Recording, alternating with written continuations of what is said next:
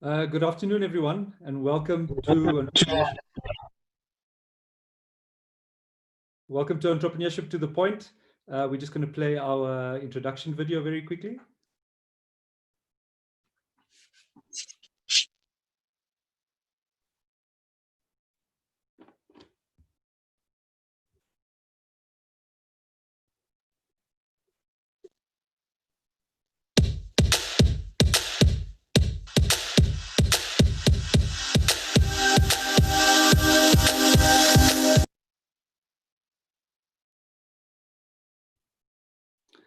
Okay, good afternoon, everyone. Slightly jumped the gun there. And good afternoon again, and thank you for joining us this afternoon on Entrepreneurship to the Point, a platform that is here to inform, equip, and really inspire entrepreneurs during these difficult times that we're going through. So my name is Desigan Chetty, and I'll be opening the session this afternoon. During this lockdown period, we've had various conversations with people from the different relief funds out there. We've had experts on this platform to communicate ways on how to equip your business during these difficult times. And we've also had real stories from entrepreneurs around how they have been able to navigate some of these challenges and still be able to run their businesses successfully. So today we continue our series of discussions in our Equip series. And the idea is to really share information with you that is useful to taking your business to the next level. In the current lockdown scenario, I think there has been various challenges around how does one actually start to grow and expand their business and potentially look at other opportunities in the market. And certainly it's our intention to bring you those speakers and those experts who are able to share this advice and share this knowledge with you. I want to appeal to you to please do follow us on our social media channels. Our website address is www.eTTP.co.za. Please do sign up on our website for our newsletter to be kept in the know of sessions that are going to be coming up. Also, do follow us on Facebook, on Twitter. Our Twitter handle is @e_to_the_point. And also do follow us on YouTube and like and subscribe our page. All of our sessions are available immediately after on our YouTube channel. So please do go onto YouTube if you've missed anything from our prior discussions and even the discussion today, to be able to catch up and also to share with other people in your network that may find these discussions to be valuable. At this point in time, it gives me pleasure to introduce my colleague, who is Mapefo Sepula. She's a development economist, and she is an associate analyst at Property Point. So Mapefo will formally introduce the session to us this afternoon and also introduce our guest speaker. Over to you, Mapefo.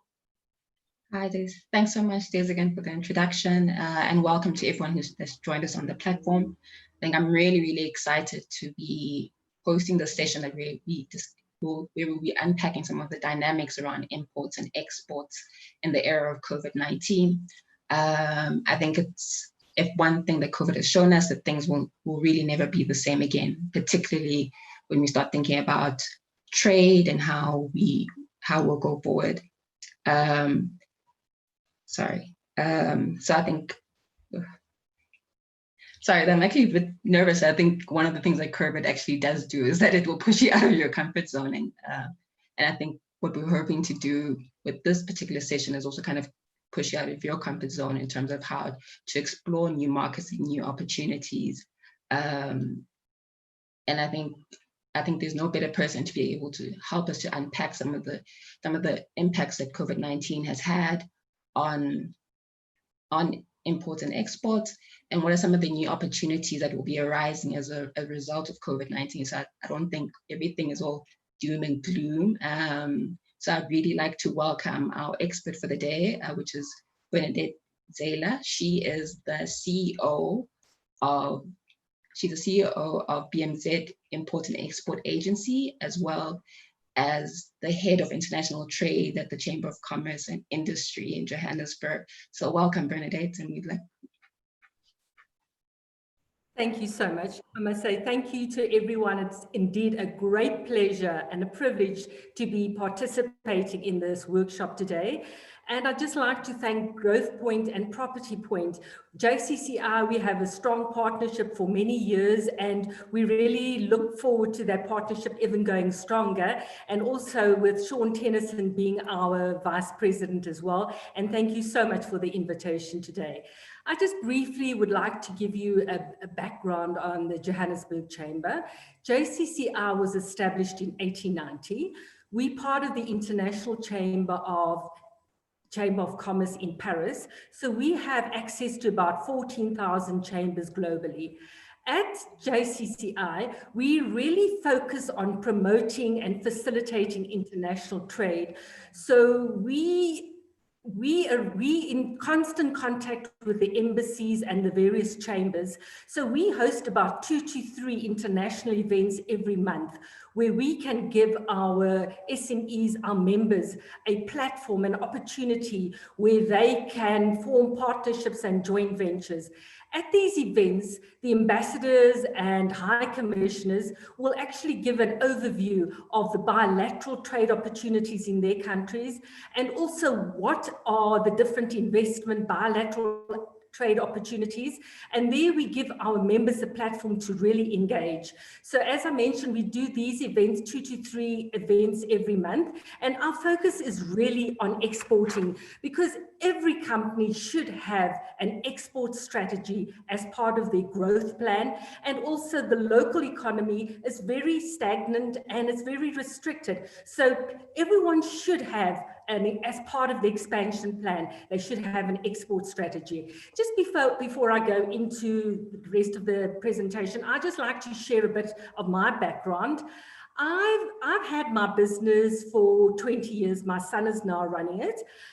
I've been in the medical industry for about 30 years, and I've been with the Johannesburg Chamber for 15 years.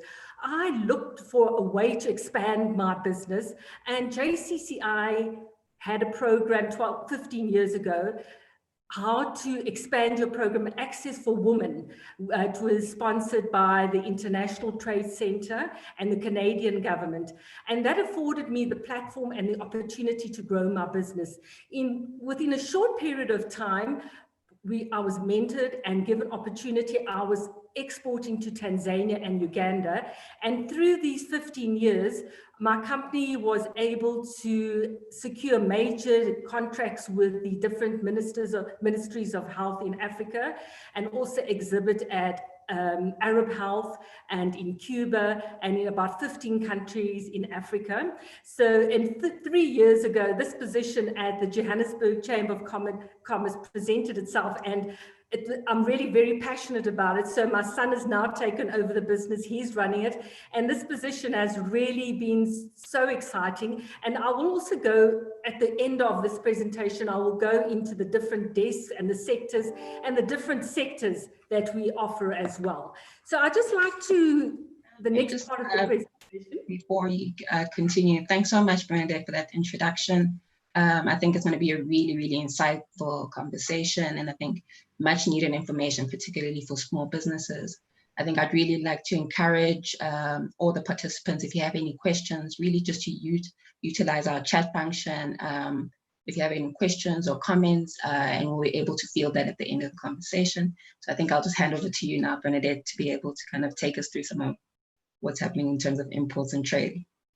And before I just also wanted to mention, doing this program with the Johannesburg Chamber, the mentorship, the export training. In fact, in 2011, my company was selected as Export of the Year in the Services Division as well.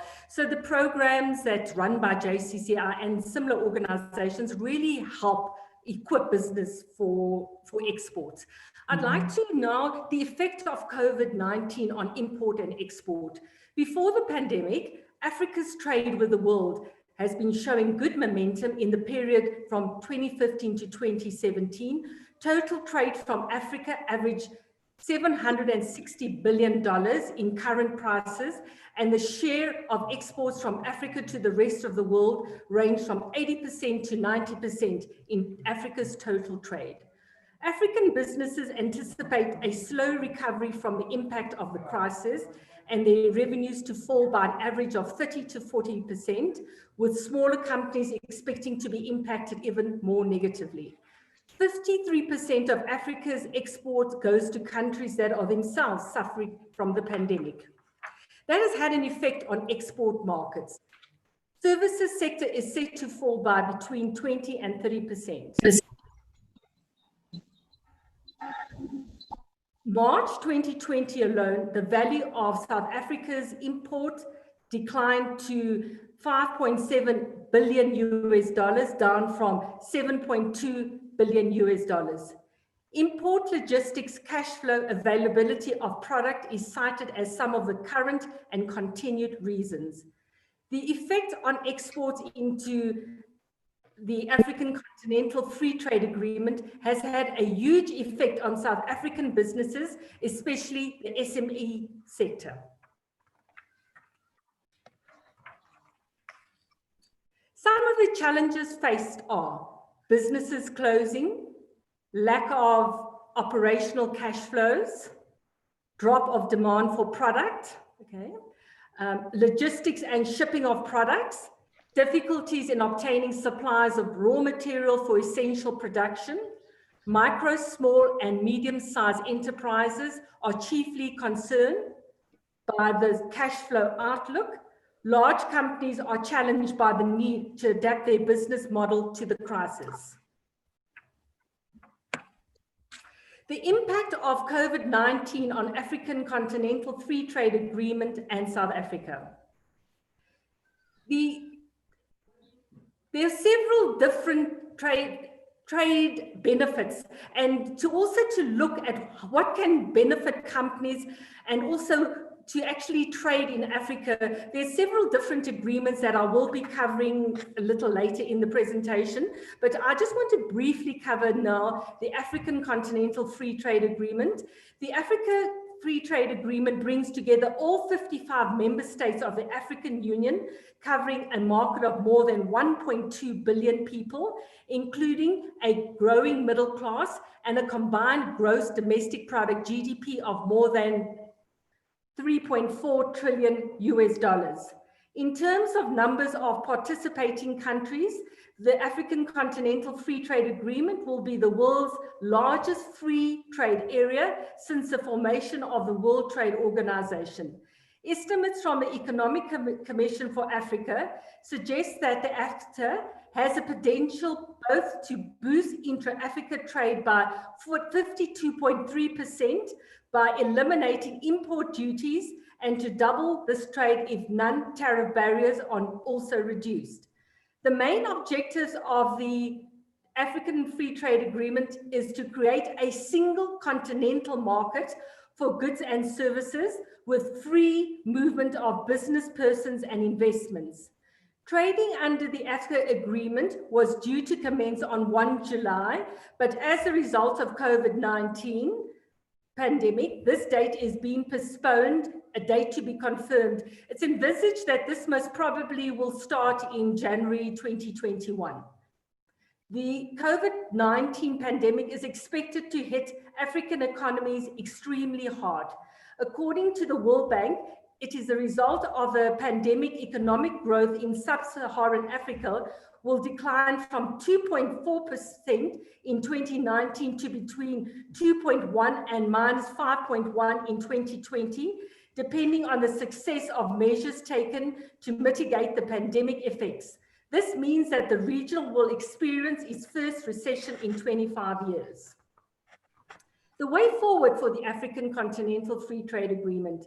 Although the Free Trade Agreement, if successfully implemented, will be Africa's solution to a rising debt profile, increase in inflation and massive unemployment, the obvious hurdle facing the implementation of the treaty appears minuscule when compared to the fact that COVID-19 will necessitate African countries, albeit involuntary, to adapt or rather continue their protectionist policies of trade.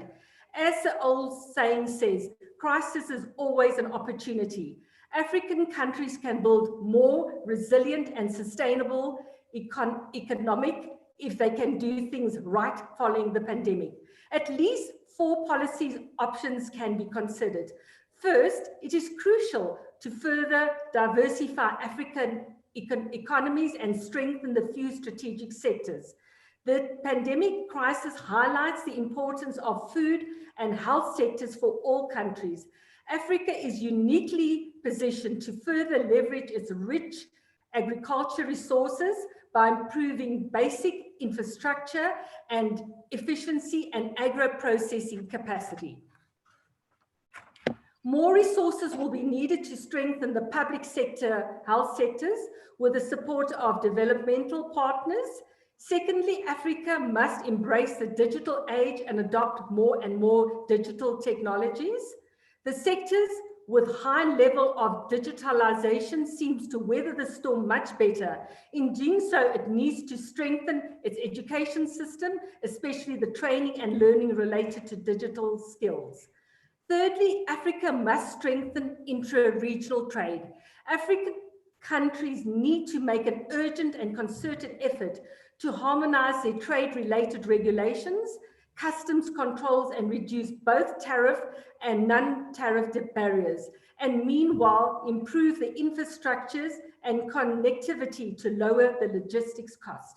Finally, Africa will need more international trade agreements to support its growing but still fragile export sectors.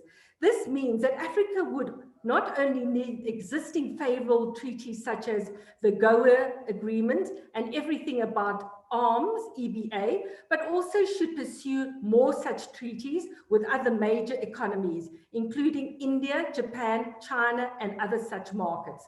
So I'd also just like to cover some of the opportunities that do present themselves. But before that, I will just want to cover some of the agreements. We have the SACO agreement. The SACO agreement consists of Botswana, Lesotho, Namibia, South Africa, and Swaziland. And these are agreements in place to minimize or where no import duties is levied. The other agreement is the agreement, the SADC agreement, and this includes Angola, Botswana, the DRC, Lesotho, Madagascar, Malawi, Mauritius, Mozambique, Namibia, Seychelles, South Africa, Swaziland, Tanzania, Zambia, Zimbabwe. And then we also have the EU agreement where South Africa and different countries in EU can, and it's really beneficial for South Africa because South Africa can export their products and services at very minimal duties or no duties as well. And then I would like to just present some of the opportunities that present themselves. The global beauty industry, comprising skincare, color cosmetics, hair care, fragrances, and personal care, has been shocked by the COVID-19 crisis. First quarter sales have been weak and there have been widespread store closures. The industry has responded positively to the crisis, with brands switching their manufacturing to producing hand sanitizers and cleaning agents and offering free beauty services for frontline response workers. At the same time, the industry's leaders are trying to do their best to ensure that their companies survive. The global beauty industry generates $500 billion in sales a year. So here we can see there's several opportunities here. And even though the economic magnitude of COVID-19 pandemic on brands and retailers will be far greater than any recession, there are signs that the beauty industry may once again prove relatively resilient. Consumers report they intend to spend less on beauty products in the near term, largely driven by declines in spending on color cosmetics, but they will spend more than they will in other categories such as footwear and clothing. Noting the up in lipstick sales, the principle is that people see lipstick as an affordable luxury and sales therefore tend to stay strong even in times of duress. The coronavirus has increased consumer interest in health and natural products. Retailers are reporting a big increase in the demand for food supplements, healthy foods and essential oils. consumers are trying to boost their immune systems. So here we see that there's big trends and there's a big awareness for health products and nutritionally based products, organic products. So we see the sales there are definitely increasing. And then our food supplements are in demand as they provide vital minerals and vitamins that can help protect the body from viruses. They are a safe, effective, and low-cost way to support an optimal immune system. Natural essential oils and aromatherapy products are also experiencing an increase in sales. And then I'd just like to briefly cover some are in the medical and laboratory sector. There's also the World Bank, African Development Bank, and the EU have been between them committed $65 billion to the health response in sub-Saharan Africa and the country's budget. And in some of the sectors in the medical, there's a big demand for medical equipment, devices, gloves, medical consumables, pharmaceuticals, hospital furniture, and hospital equipment.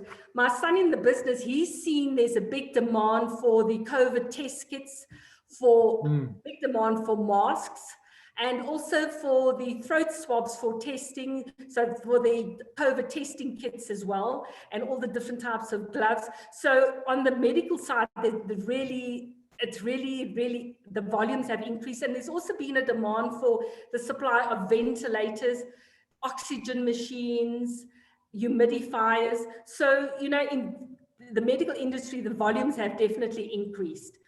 So, one can... Sorry, if I can... Excuse me, Bernadette, sorry if I can just intervene. So I think, as you said, you know, there are several opportunities in various sectors. Obviously, the medical is most prominent now, given the type of equipment and also resources that are needed to combat the virus.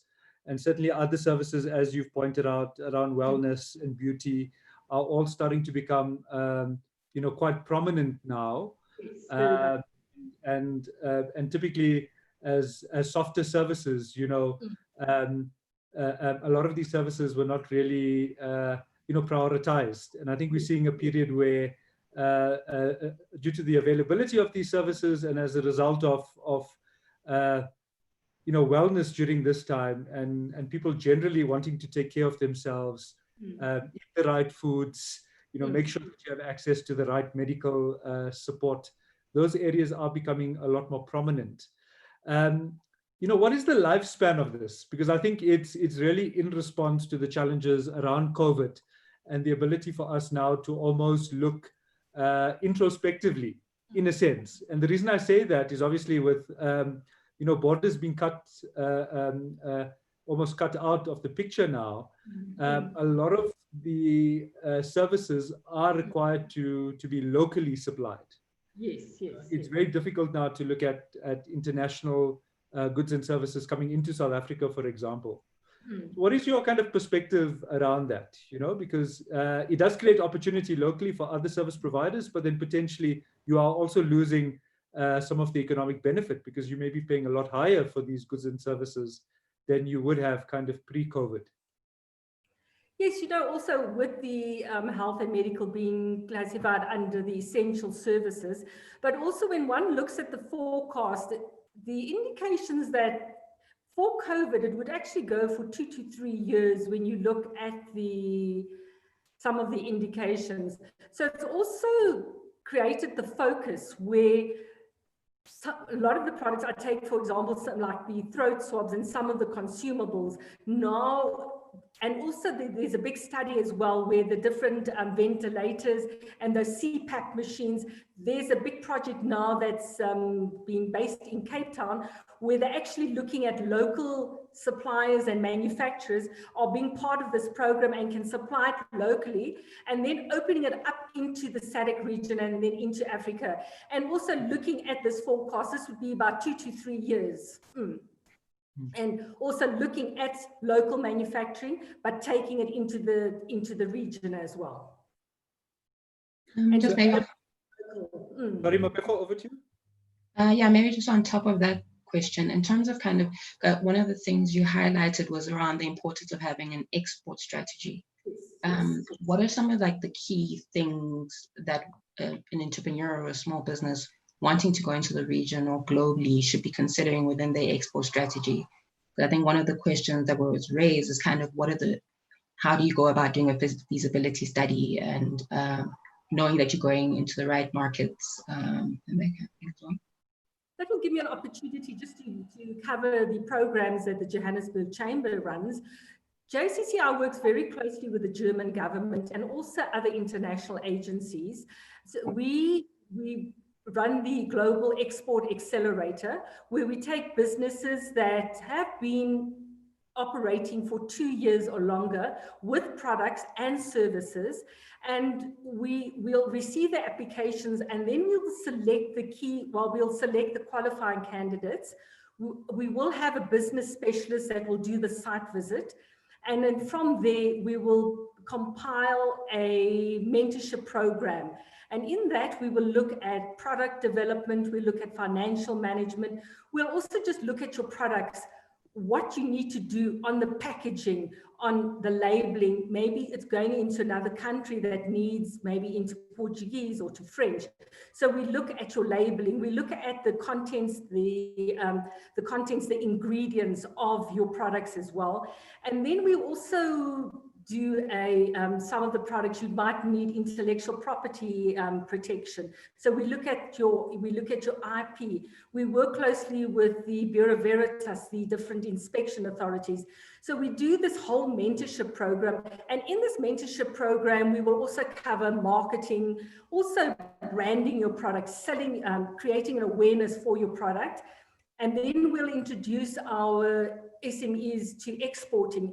We will do the basic, intermediate, and advanced export skills. So there we look at your harmonized tariff codes. We look at maybe you wanting to appoint a distributor or an agent across border. We look at types of contracts as well. And then we're also looking at transporting your goods, whether it's best air freight, road freight, and all the documentations that needed as well. We look at types of payment to make sure you get paid, your letters of credit. And then also, very often, certain countries have certain restrictions. So we look at all that as well. And then when our SME is ready to export after going through the mentorship and the training, we will do a feasibility study, and we will identify what are the suitable markets. We will take into account the different trade agreements, like the SADC, the EU agreement, even the Continental Free Trade Agreement. We'll take into account all those factors and take your tariff code and look at your products and identify suitable markets. And we will give them options of different markets. And then from there, we work very closely with the Department of Trade and Industry. At the beginning of each year, we get a list of all their international exhibitions and also their trade missions. And then we will make application on behalf of the SMEs to the DTI as well. And then we also we have locally as well, our SMEs exhibit at CITEX and global trade shows. So we have a very good relationship and partnership with the local organizers as well. So we arrange for our SMEs to attend all those exhibitions. And from there as well, the JCCI has a very strong network with all the chambers globally as well. So we will connect those SMEs with the different chambers and say, these are SMEs and they're looking to access the market in these areas. Can you maybe arrange B2B, or can you arrange to match with companies in your chamber as well? And we find going forward now with we now have we're extending the Global Export Accelerator, and we also have the Women in Business program. And we find that we really want to strengthen and really escalate that platform where it's the communication and exchange with the different chambers is really very, very active. Yeah.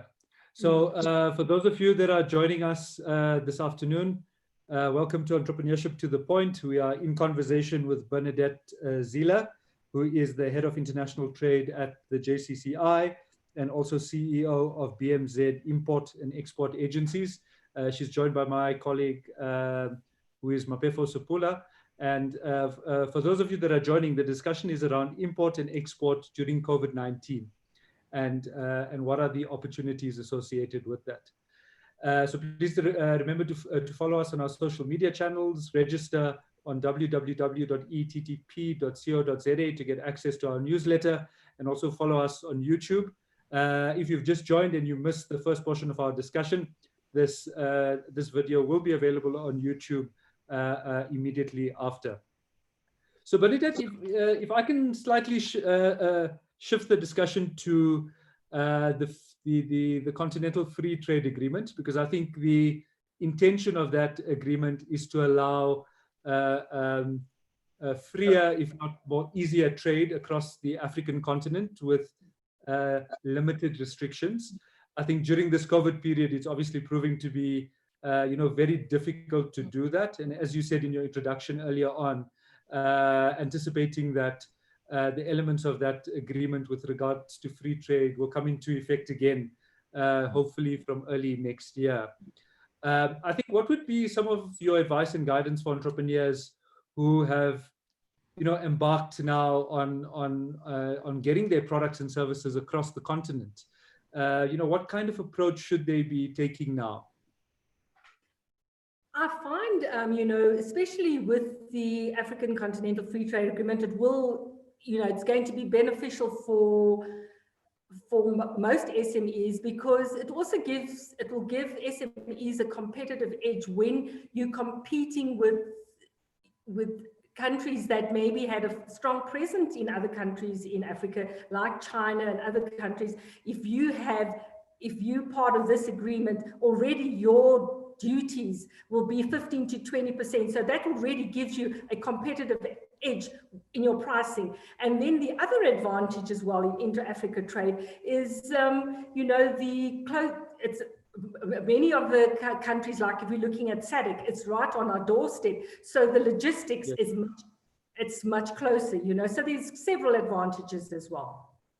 And I really encourage, first, we really focus on exports and also intra-Africa exports, and then start in the SADC regions. There is so much trade.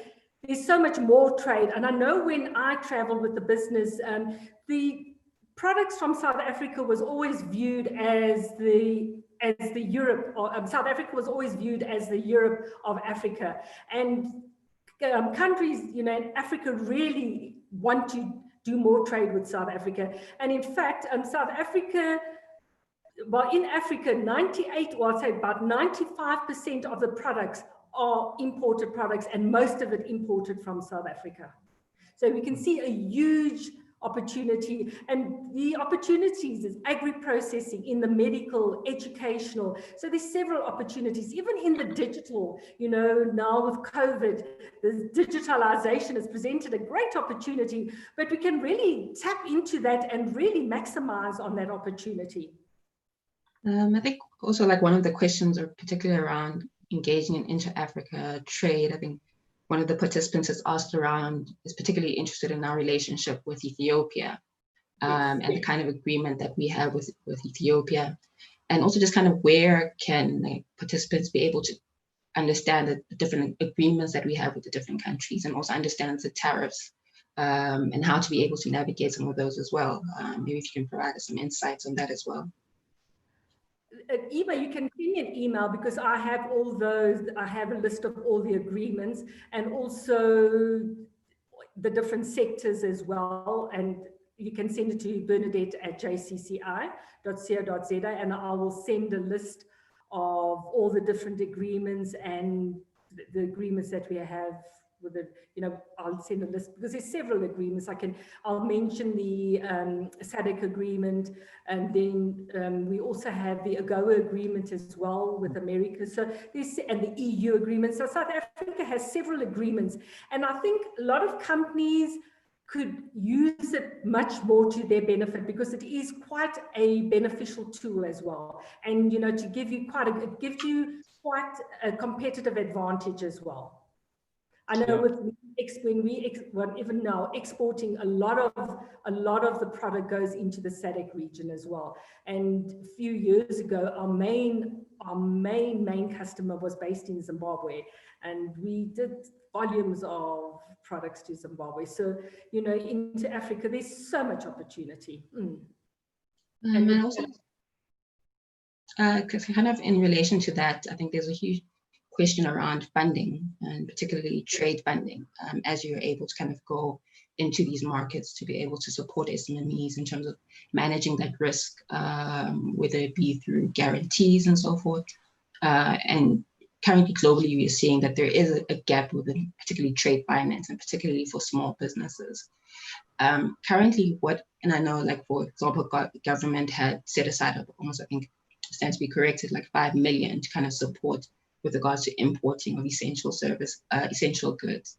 So currently, what is the thinking around trade finance, and what are the options for small businesses?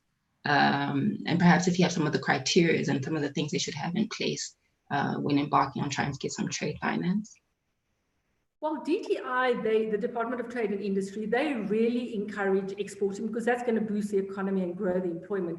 So they have several incentives. Some of the incentives is the EMIA, the Export Marketing Incentive Assistance, and then they also have the Sector Marketing Assistance, SAS funding, where they, at different levels, they will fund the SME, and that is to attend and exhibit at different exhibitions internationally, and they focus, DTI has a strong focus, about 70% into Africa, and then the balance of 30%. And then they also have a sector specific fashion, jewelry. So they also have a sector specific, and there, all that funding, you can have all that information readily available because we work very closely with the DTI as well. And then also with the African Continental Free Trade Agreement, the Afri-Exim Bank, they have actually allocated a special division to handle the trade finance and to really facilitate and to really boost the intra-Africa trade. So Africa-Exim will be playing a very, very major role in the trade finance in an intra-Africa trade. So I have all that information available as well.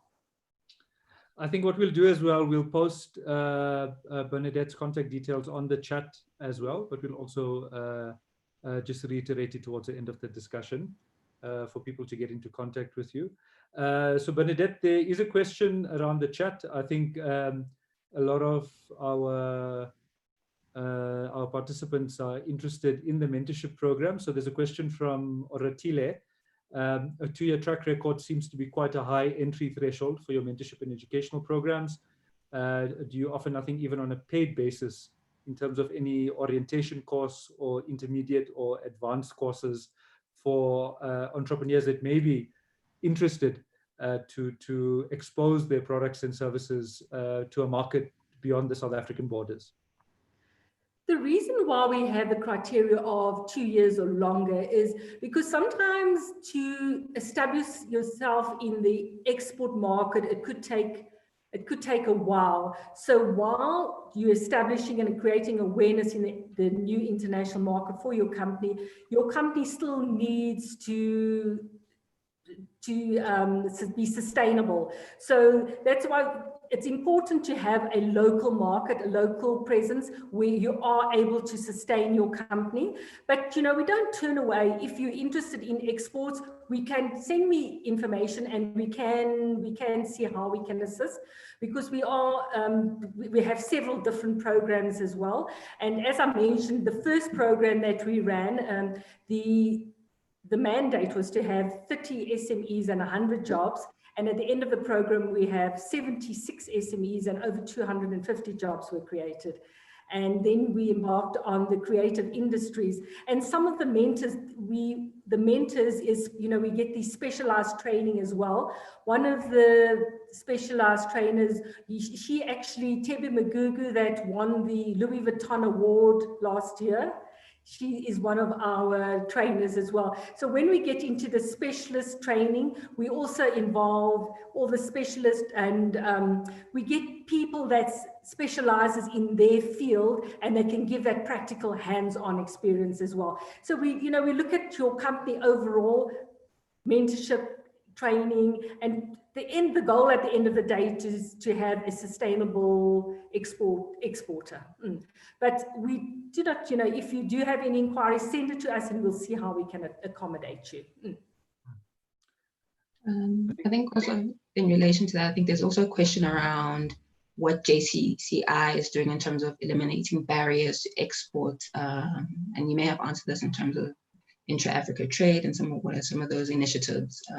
I think maybe that also speaks to kind of advocacy and the engagements that you have with various stakeholders. So I think, sorry, Bernadette, there's some specifics that Nick is mentioning. So Nick, thanks for the question. So he says, for example, it takes an average of 2 weeks to import or export. Then there's a challenge around the license number, the high cost of clearing goods, the lead times at various border posts, I think are some of the challenges that are being experienced out there, Bernadette. So how is the JCCI looking to enable that? And to JCCI is in constant contact with the Department of Trade and Industry, and also lobbying with all the various leaders in the different countries as well, where we will lobby with them and present these are the challenges being faced as well. So we are lobbying with our government. In fact, last year as well, there was a major issue with that we're going to ban high cube containers, and JCCI actually lobbied on that because it would have affected the logistics sector quite largely, and JCCI actually lobbied with the Minister of Transport, and they actually now have delayed it for about 18 months. So JCCI does play a very, very active role in lobbying with the government and other leaders in governmental leaders in other countries as well. And then JCCI, we're also part of the International Chamber of Commerce. So we play a very active role with the ICC as well. And there we take any international queries, we will take it up with the ICC as well. And all the challenges, that the queries and challenges that come across our desk, we actually present it with the ICC as well. Okay. So you and certainly also had small businesses out there. Bank. There's Afri-Exim Bank. They're going to play a major, major role in facilitating, coordinating trade finance. And they will also make different packages available to SMEs as well, because their goal is to create a platform where intra-Africa trade is really boosted. I also just have maybe just one last question on my side. I think traditionally we've kind of used these export expos as a way to kind of market particularly small business and get them exposed to new markets.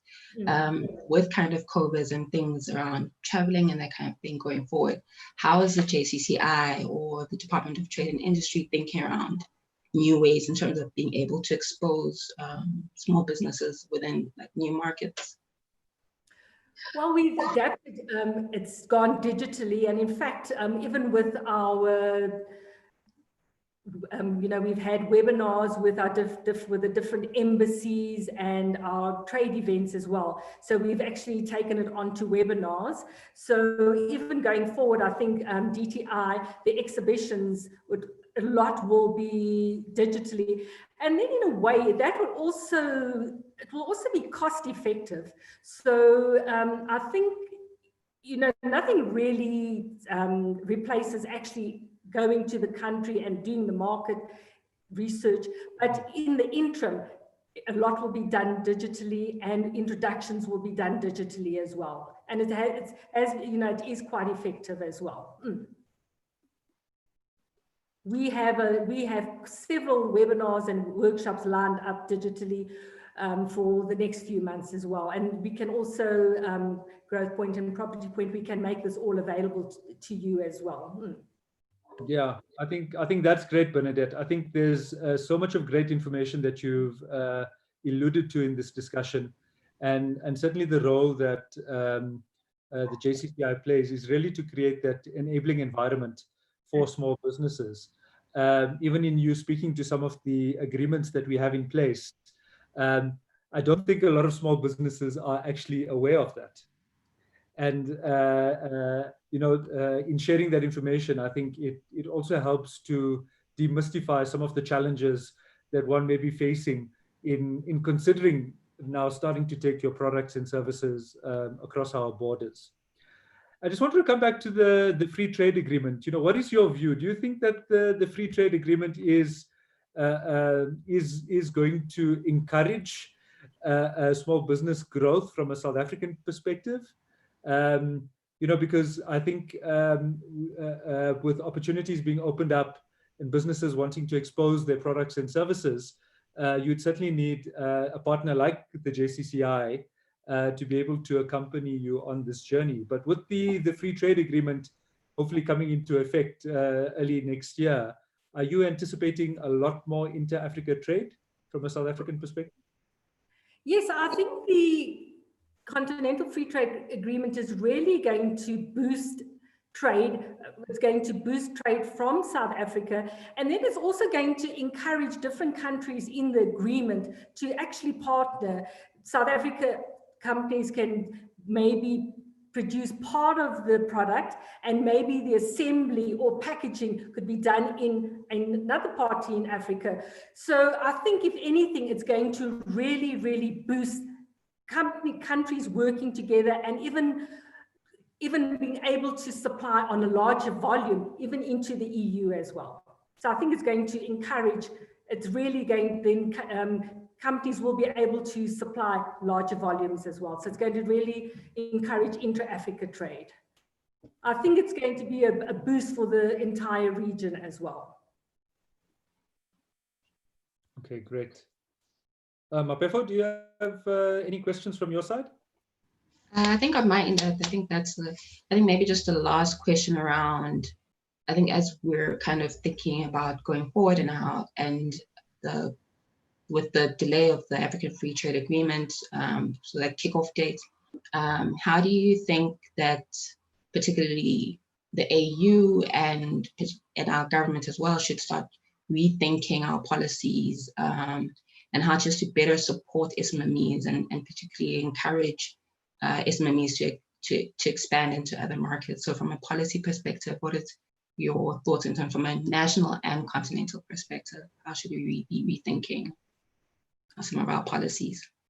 I think a lot to encourage SMEs, because definitely the SMEs is definitely the base and plays a very important role in our economy and to create employment as well.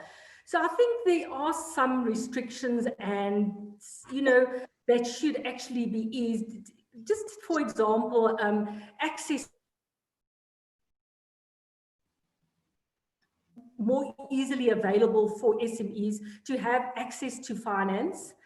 And also, I think that would play a very important role for their products, for their work in progress, for their products, to make that finance available.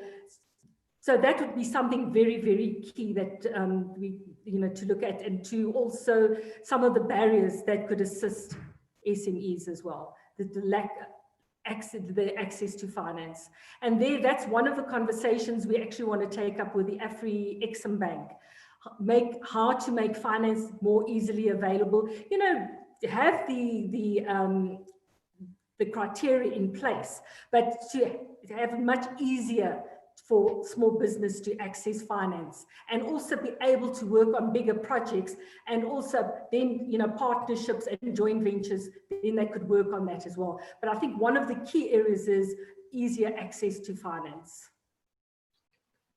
I think so, a real thank you so much for your insight. I think it's been very, very insightful and helpful in really assisting small businesses on how to take up these new opportunities. I think we're going into a new era, and trade will never really be the same again. And I think what you've really shown us is that we really need to adapt and look into kind of new opportunities and new ways of doing things as well. So really, really thank you so much for your time today. It's really been a great pleasure, and I thoroughly enjoyed it. And thank you so much for the invitation. Thank you. Thank you so much, Bernadette. And thanks for all the wisdom that you've passed across to our participants. I think it's interesting times ahead. And I think with the support of organizations like the JCCI, small businesses can definitely, plot a path of success in terms of how they are to navigate across the continent. There are opportunities out there, and let's use the JCCI as a means to be able to bring some of those opportunities to light. I've shared your email address in the chat. I hope you don't mind.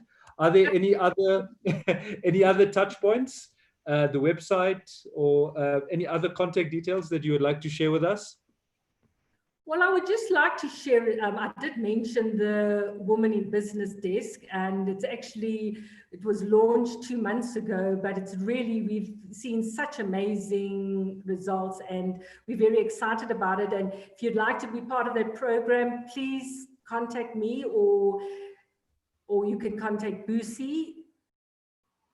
And then also we will be our Global Export Accelerator. There we will be launching that in the next few months. And that will be our model. We'll be introducing our model at the other chambers, the major chambers in South Africa and then into Africa. So we're very excited about that development as well.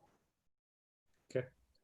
Thank you so much again, Bernadette. I think we've reached the end of our conversation today. So thank you everyone for joining the call this afternoon. Please do follow us on our social media sites to be kept in the know of sessions that are about to come up.